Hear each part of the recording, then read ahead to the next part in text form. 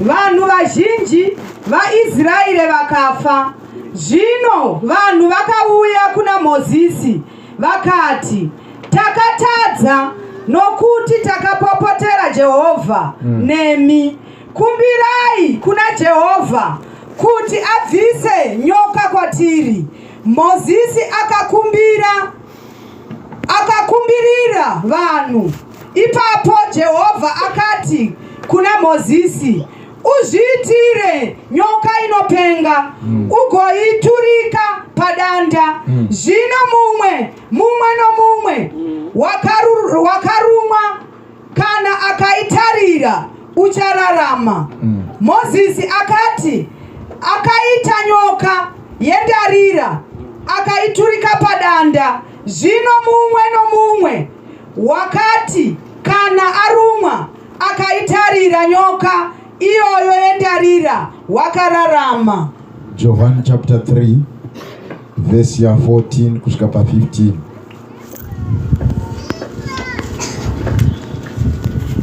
John chapter 3. Yes. Pa verse 14 kusvika pa 15. Mozisi sezva akasimudza nyoka murenje, saizvozvo mwanakomana womunhu unofanira kusimudzwavo, kuti ani nani unotenda kwaari ave noupenyu husingaperi. Tivaombere maoko vachigara pasi muzita raJesu. Ameni. Haleluya. Tinotenda Mwari panguva dzemasikati ano muzita raJesu. Ameni. Ine nyaya ndiri kuda kutaura nezvayo panguva yemasikati ano yandati iyo nyoka dzinopenga muzita raJesu. Haleluya. Taurira hama iri padhuze nekuti kune nyoka dzinopenga. Nozva ukapinda musango hadzisi dzese nyoka dzine hasha. Kune imwe nyoka inonzi chiva, inogona kujambiwa nevanhu, yakangoramba yakapaka, but anogona kuita munyama munhu wekupedzisira, nekuti pesa apa inenge chikoka hasha muzita raJesu. Amen. But kune dzimwe nyoka dzinopenga. Haleluya kuna Mwari. Kune dzimwe nyoka dzinopenga. Ukaenda panyoka inonzi kobra kana kuti makure, haina basa kuti yaitwa sei kana kuti yasangana nani. Chainongoziva ndechekuti chese chiri munzira mayo chinofana kurumwa. Chese chayasangana nacho chinofana kuparara. Vana mai tikasanamata zvakanaka, vana baba tikasana Jehovha, pane nyoka dzinopenga. Vana mai tikarapa Mwari, pane nyoka dzinopenga. Taurira hama iri padhuze newe kuti upenyu hwako unogona kuzviona senge wakanaka, unogona kuzviona senge unese, but nyoka dziriko dzinopenga. Ukaita zvekutamba, it's too late. Rinocherwa guva nekuda kwenyoka dzinopenga.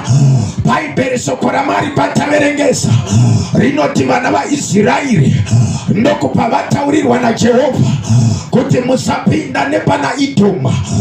Idhomu zvichireva Esau akanga ari mukoma waJakobho, nekuti Jehovha aita Idhomu ihama yenyu, hamugoni kumuparadza. Saka torai nzira inotenderera muite semodzokera kugungwa dzvuku. Bhaibheri rinoti vana vaIsraeri ndokupa varwadziwa nekufamba, ndokupa varwadziwa nenhwendo. Vakati mutara ari kuseri kwezuva, indava achitijairira, indava musharukwa achidaro, vanonzi vakatanga kupenga pamberi paJehovha naMozisi. Vanonzi vakatanga kupopota vachituka Jehovha. Ndauya wokuparidza panewe, pane akararama upenyu hwekutuka Mwari. Unoziva vanhu vanotuka Mwari zvakasiyana. Kune vanoita soto kuna Mwari, vanonyatsokuziva kuti kuti Jehovha wakavatenga neropa bati vanosanangura kuita zvakaipa. Paipere shoko raMwari kuna muparidzi rinoti kutongwa zvakusingakurumidze hakusvika pamusoro pezvisakarurama. Vanakomana vevanhu vanoshingirira kuita zvakaipa, bati ndauya kuzokudzosa masikati ano kuti kuna Mwari anokunda mwana wamai, kuna Jesu anokunda mwana wamai. Usati wapinda panyoka dzinopenga, ndati pane nyoka dzinotsvaka upenyu. Varume nyika yatinogara haina kuitwa Kenani, haina kuitwa yeuchi nemukaka, haina kuitwa the heaven on earth, but yakaitwa nyika ine minzwa nemafeso, yakaitwa nyika ine misodzi nekuchema. Pane vari kuchema right now, vari kuchema hama dzavo hadzina kuenda nekuda, but pane nyoka dzakapenga dzakaruma mudzinza, pane nyoka dzakaparadza dzikaparadza dzinza. Ndati pasati pasvikiwa panyoka dzinopenga, pane chinofana kuenda pakati pako, mwana wepadewe achoisa mugando pakati pako bhururu ane zvinoruma, ane kuti ukasaziva Mwari variko vanokutserera, variko vanokupulanira, variko vanokalkuleta nano, vari kuvereka makomba pamusoro peupenyu hwako. Ndati bhururu ukasanamata, pane vanovereka upenyu, vanosotewa nekusimuka kwako, vanorwadziwa nekuenda mberi kwevana vako. Vanotuma nyoka dzinopenga, ndati vanotuma nyoka dzinorwadza, vanotuma nyoka dzinodambura. Jehovha anoti ndaisa ruvengo pakati pemunhu nenyoka. Iwe nyoka ucharuma chitsitsino chemunhu, newe munhu uchatema musoro wenyoka, but haugoni kutema musoro wayo kana usina musharupa. Ndati haugoni kutema musoro wayo kana usina Jesu weNazareta. Varume Israeli yapinda murenje, ndokupa yatadzira Jehovha. Jehovha ndokupa ati solution ndinayo, ndine nyoka dzinopenga. Unotsva bhaibheri rotaura zvakanaka, roti vakatanga kushakadzwa vachipedzwa nenyoka, vachipedzwa nenyoka, vachipedzwa nenyoka.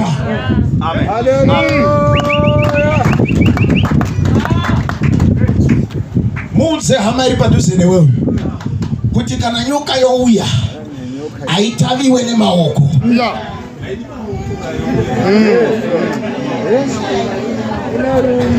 Haishayiwe nemupurese hove, ngava inyoka. Bhaibheri rinoti Israeli ndokupa atanga kutemwa, ende yaiti yatema inosiya guva, yatema inosiya murufu. Vanamai mukasanamata zvakanaka, pane dzinotema dzichituma kurufu. Unoziva nyoka dzine poison yakasiyana.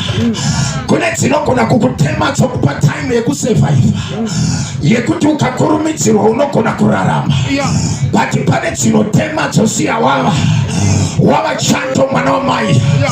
Mato yenyoka dzakadai ndo dzakarekedzerwa murenje. Ndava pane vanhu vane moyo mikukutu vanogona kuchengeta nyoka mwana wamai. Nyoka ikofuta iri mudura, kunge dura richatsemuka, iri nyoka yakazara mudura. Iwe ndo pauri kutamba nekunamata, iwe ndo pauri kuda kuzvidhivhenda nemvura, iwe ndo pauri kuda kuzvidhivhenda nesouta.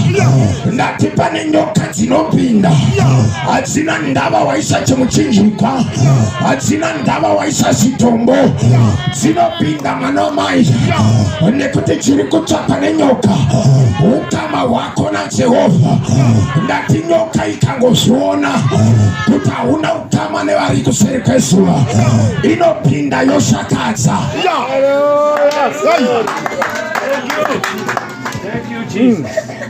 Kuti hako zvokutamba nekunamata uchida kushaya nyoka nemaoko. Bhaibheri rinoti Israeli ndokubva yachema. Unoziva kuti wakamira kudai ari pasaidi newaurikiti, wakamira wakatarira ari padhuze newaenda, vanhu vachifa kunge matamba ari kudonha mumuti. Unoziva kune vanopa kumuri dzakadaro vanonyatsokuziva kuti gore rakati nenguva yakati takavika bulaza rinotevera nenguva imwe chete. Tina sista vari kutevera vanoenda kumakuva vachinyepedzera vachiita kunge vanorwa makuva. Nyamba vari kusimudza mweya yevakafa kuti nyoka dzinopenga dzirove dzinza, kuti nyoka dzinopenga dzirove vana. Mwana akura aenda kuyunivhesiti akuda kushanda kuti ubenefite, vanotuma nyoka dzinopenga. Ndava vakarekota paupenyu hwako kuti we unofa uri musouganda, bati tauyawo masikati ano nezita riri pamusoro pemazita ose. Ndati tauyawo masikati ano nachamahaka simbi inotya dzimwe. Varume ndati vanonyepa pamusoro pako, ndati vanonyepa pamusoro pevana vako. Yesu longu watenda kuzita iri. Unonzwa bhaibheri shoko raMwari rinoti vakasarenda kuna Jehovha vakati Mwari takunikana. Unoziva vanhu vanombozama kutsvaka solution yekusonanidza. Vanhu vakatanga kutemwa nemisoro vanomhanya kutsvaka mapiritsi, but mapiritsi pane paanosarenda otipedzeranai ndeye ikoko, anotipedzeranai ndeye dzinza, pedzeranai inyoka dzinopenga. Varume ngati nyoka haina solution yevanhu, ngati nyoka haina solution yamudhara, ngati nyoka haina solution yatete, ngati nyoka haina solution. Marriage yako yakavhiringwa nenyoka ndokupa vanomangara kuna tete. Hauna kuziva kuti tete vatuma nyoka, saka uri kunotsemera pamakumbo. Aiye ari kutuma dambudziko. Ngati wakaenda kuna sekuru, ye vana havasi kuteerera mumba, ye vana vakupera nemutoriro. Nyamba uzive kuti sekuru panguva yemanheru pane pavanoenda vodeketera vakanyora mazita line-up. Ye vana vako iwewe ndati aunotemba naye bhururu ane zvaanoita pakavanda. Ndati aunotemba naye mwana wamai ndiye ari kutuma nyoka dzinopenga. Ane makuva ari kuverenga pamusoro pedzinza rekwenyu. Iwe ndokwauri kunokotama uchiti baba tauya imba yavava, baba tauya zamira nemunhu, baba toda kuyananisa. Iye ndopaari kuti muchingofuratira anonokwenya pahari yake kuti more fire, anonokwenya pahari yake kuti ngazimbonyatsokutsva hazvisati zvatsva, hazvisati zvaona moto. Bati mwana wamai pane mumwe chete asingagoni kukurasisa. Ndati pane mumwe chete asingagoni kuita makuhwa nenyaya yako. Utautsa vana tete vanoswera vati kikiki paWhatsApp, pasocial media unowana zvavapo. Bati pana Mwari wamasimba ose, iye ndiye anopana kunamatwa, iye ndiye anopana kusumika, iye ndiye anopana kurepoterwa nyaya dzevanhu. Bhaibheri rinoti Israeri ndokubva asarenda akati Jehovha nyaya iri panapa ndeyekuti isu takatadza. Vangani vari pano vanobvuma kutadza kwavo? Unoziva kuti zviri nyore kuudza munhu kuti baba munenge matora chinhu changa chisina chamamusina kukumbira. But ukanomuudza kuti uri mbavha haunogona kudirwa rimwe gwati rokuti unobvapo uchiwa kuti denda ndine simba ka tingakaita tomboti zamo ramai vako nerakwe tapedzerana. But vazhinji havagoni kusvika palevel yekuti baba ndakatadza, baba zvandakaita zvakanganisa rudzi. Unoziva kune vanhu vanonyengereka baba vanoudzwa kunzi takaenda kwakata tikanopiwa chekuti nechekuti ndosaka zvekwangu zvichifaya. Vanoudzwa kunzi musha haugoni kungoraramika pasina akupa tsigiso. Nyamba pakunopiwa tsigiso ndo pari kugokwa nyoka dzakutya vana. Pakunotsvaka defense yemba ndo padanwa nyoka dzapedza vana. Ndava pauita zoti pambe ndo paunohwa chimwe chana chakuti ndarota ndichirara nemurume ndakavata Unyamba mai makagoka nyoka yakurara nevana ndati vara vaIsraeri ndokupa vasvika kuna Mwari vakati baba takatadza nekureva, takatadza nemashoko, takatadza nekufunga, takatadza nekuita, tauya kuzochema pamberi pako kuti baba tiregerere zvatakaita zvinosemesa vana mai paripo panapa hazvichadi zvekunyara vanhu yakuda yekusarudza weka kuti yandakabata inonyadzisa, yandakabata inourayisa, yandakabata ine makuva mukati, yandakabata ndinogona kuzvishasha nevanhu but ari kuseri kwezuva anenge achiverenga the cup of iniquity. Bhaibheri rinoti chivi chinofanana nemvura iri kudirwa mukapu kana ichinge yazara pane inoti time of visitation yekuti pakuparadzwa munhu. But ndauya kuzoparidza masikati ano kuti kapu yako isati yazara usati wananga pamunondo bhururu pana anokuda kumusha zvakanaka ndati pana anokuda kunasha. Unonzwa vana vaIsraeri voudza Mozisi ndokupa ripota kuna Jehovha zvikanzi vana vasarenda upenyu hwavo hatoita sei nai mutara. Jehovha ndokupa vaudza Mozisi zvikanzi gadzira imwe nyoka inopenga, rega kungogadzira nyoka iri ordinary but gadzira inopenga, ngaimire padanta, ngairege kutambira pasi. Vana mai dzairuma vanhu dzichivaruma dzichiuraya dzaitambira palevho repasi but pane nyoka iri kunzi haitambiri pasi. Ngaiturikwe padanta, ngaiturikwe pakakwirira kuti ani nani chero mupfupi anogona kuona. Ndati chero usina maziso, ndati pakaiswa nyoka apa yakapa yakadzirwa nentarira kuti munhu wese agone kuidentifya kunyange ari kure anoiona nekuti ndarira ine kakupenya mwana wamai kanotora maziso evana vevanhu. Ndarira ine kakupenya bhururu kanobata maziso evanhu kureva kuti kuna Jesu weNazareta kune zvimwe zvinopenya, ndati kune zvimwe zvakanaka.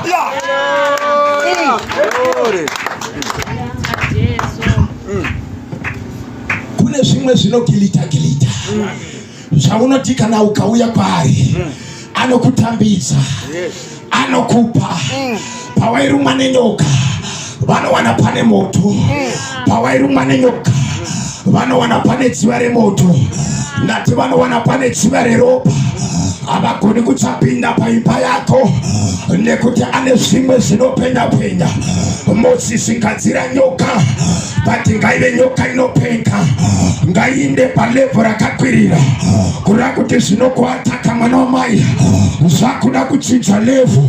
Ndati zvinokupedzera zvakuda kuchinja kana matiro, zvakuda kutora musharuka iye okwira newe pakakwirira. Vana baba nana mai we, ndauya kuzoparidza agere pachigaro chekutonga iye anoburuka pamapamvu achigadzira dziri pasi odzokera nadzo kumusoro nekuti zvinokurwisa zvinopapataza nekuti the abode of diabolos inonzi atesa. Vanoziva nezveatesa inozikama kuti iri deep down antoshiwo. Saka iye ari kurwisa iwewe, ari kupa nepasi but anokutakura, anoda upenyu hwako, ari kupa nepamusoro. Ndosaka ukacherechedza gondo harina nharo nenyoka, harina hurukuro nenyoka, rinongoti takuchinja ground handei padenda bhururu. Ndati rinongoti pano panyika une advantage yepasi but kana takwira mumhepo hakuchina simba renyoka. Ndati turika nomunyoka pamusoro pedanta izvozvo zvega zvakaringana.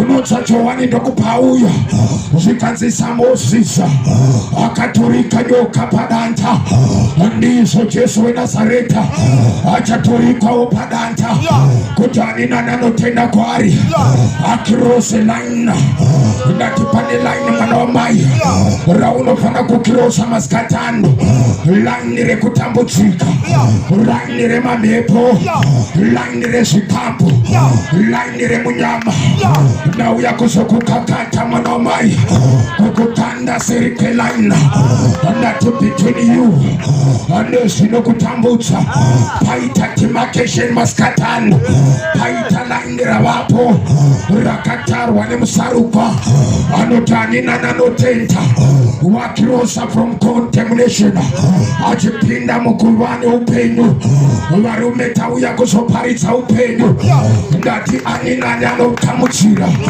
atoparadzwa zvaimunetsa atoparadza zvaibereka varume kune vanhu vanoyara vachiyamwisa vana vavasingaoni bati pane laini rakukiroswa ndati pane laini rawakuyambukira ndati zvekutambira pagiraundi level ndaramba atoda kuinda haya pafa varume muchadenga hakuna nyoka inogara ndati muchadenga hakuna nyoka inotonga ndati muchadenga hakuna nyoka inotaura ndati muchadenga hakuna nyoka inoruma ndava inenge yakungopera yakungoti regwede pane dzimwe nyoka dzekumba kwako varume takudzitakura nesimba ndati pane dzimwe nyoka dzemudewe varume takudzitakura nesimba varume pane nyoka dzakatarisa vana kupasa takudzitakura nesimba ndati muchadenga maita nyaya ndati muchadenga maita malata ako bhururu awagadzirirwa masikatano ndati muchadenga maita nyaya vatumwa vakutambira ndati nyoka dzaita naro ndati pachinjwa levo pano ndati pachinjwa pekutambira ndati pavaikutemesa nemusoro usingapore pachinjwa giraundi pano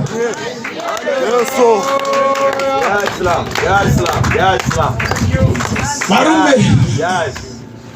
kune vanotemba nehome ground zvekuti mukaenda kuhome ground pavo vanenge vachicelebrate kuti pano ndepedu hakuna zvaunotaura pano but kune vanouya vari shasha vanouya vachicelebrate pahome ground voti tavacha pateni pavo ye pateni pavo varume satani karowe pateni pake ndati pavakacherera makona diaporosi karowe pateni pake ndati pavakacherera zviutsoka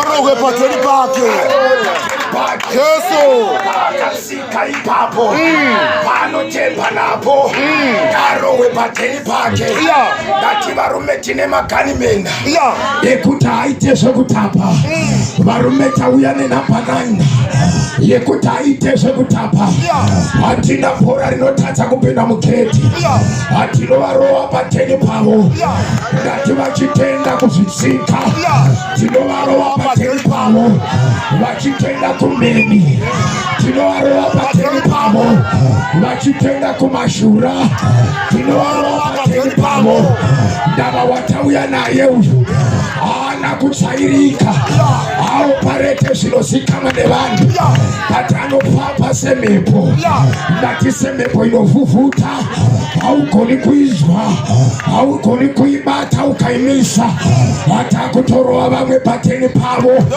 ndati zvikango zvavanotemba nazvo materitori takutora ndati makona vanotemba nawo uchanovashayisa rukare kana wangotenda kuzvitaira vachatanga kubvunzana kuti kuhinta vari kuputsa tsoro ndiani nyamba paita chimurora chiri kuti tinovadya pateni pavo ngati paita chimurora chachinjwa mutupo neropa chatakura mwe ropa chatakura mwe mutupo unonzi shupa yerudzi rwaJudha chinoti handina maka makaroya kwenguva yakareba Ngati ndapinda ndinaro simba rekukanganisa makona, ndinaro simba rekuti vana vanobarwa, ndinaro simba rekuti vanobata zvipenyu, ndinaro simba rekuti chawabata chinoendeka.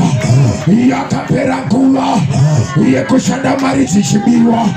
Kune vanoti vakashanda mari dzinonyakarika, bati tauya nemusharukwa, ndati pateni pavo pasha, ndati pateni pavo tapinda, ndati pamakona avo tapinda, pavakavika pfuma yako, ndati pateni pavo tapinda. Varume takatakura simba, ndati tapinda. Hakuna zvikwambo zvinobhuloka, hakuna chitsinga chinobhuloka, hakuna nhombo inobhuloka. Ndati tapinda pateni pavo, tinovadya pateni pavo, tinovadya pateni pavo, tinovadya pateni pavo. Ndati pavanoitira mimitinga pamiti yavanogara vapasi vachirangana panguva dzeusiku, ndati tinovadya pateni pavo.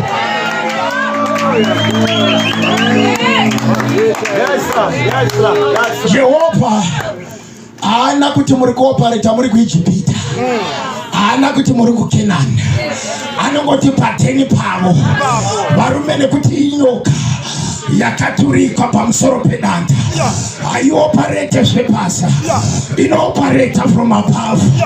Haioparete zvekuudzirwa, inopareta zvekudeka. Haioparete zvekutuma nevanhu, haitsvake zvinoreva vanhu. Kune vanoti vanhu ava vakakutarisa, vanoti uyu wakafanira munyama, uyu wakafanira kuroyiwa, uyu wakafanira kufa. Bati pana musharukwa anoti akakutarisa, anoti ndo candidate yepromotion, anoti ndo candidate yenyasha nemateya iwayo, vanoti ndo candidate yeelevation.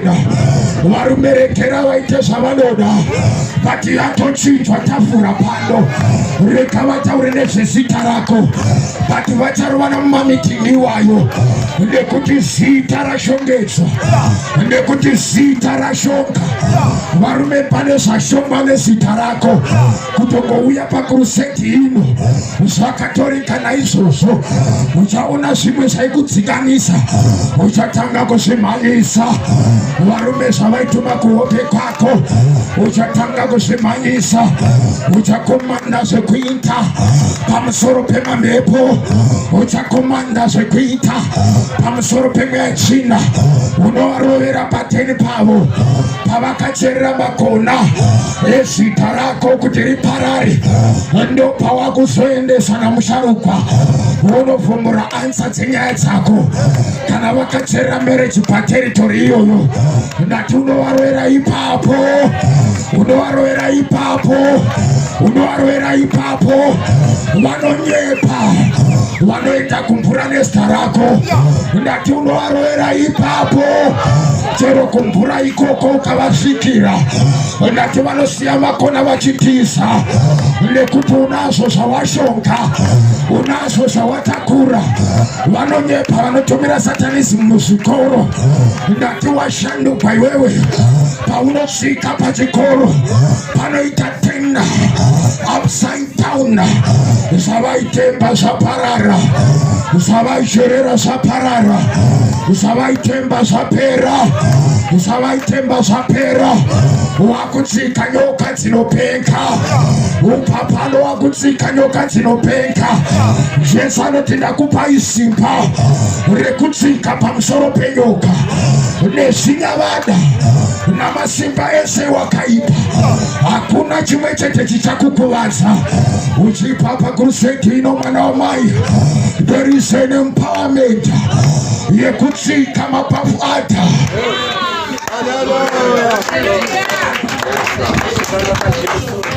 Ndapedza kuparidza muzita raJesu, amen. Toda kutenda Mwari, tingagara iri pasi. Toda mumwe chete kana vaviri kana vatatu vanoti zverudzuro zvakuda nyoka yakaturikwa pamusoro pedonda. Varume ndakatambura kwenguva yakareba, nhaka yangu yakadyiwa nevamwe. Unoziva kune vanhu